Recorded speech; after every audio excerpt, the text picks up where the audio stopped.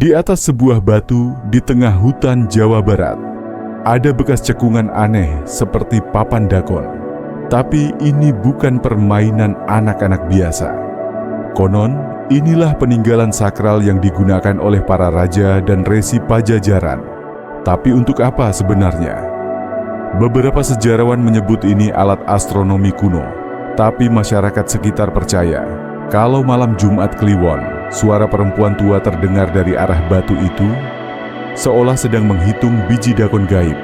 Batu dakon tersebar di beberapa titik wilayah bekas kekuasaan Pajajaran, dari daerah Kuningan, Garut, hingga Leles. Bentuknya khas, sebuah batu besar dengan lubang-lubang kecil teratur. Dalam tradisi Sunda Buhun, lubang itu bukan sekadar permainan, tapi media perhitungan hari baik, atau bahkan upacara roh leluhur. Menurut legenda, batu ini hanya bisa dibaca oleh mereka yang memiliki ilmu galuh, warisan khusus dari keturunan ratu-ratu sakti zaman dahulu. Beberapa peneliti arkeologi pernah mencoba mengungkap fungsi pastinya, tapi hasilnya tidak pernah dipublikasikan secara utuh. Kenapa? Ada yang bilang, terlalu banyak hal yang tak bisa dijelaskan secara logika.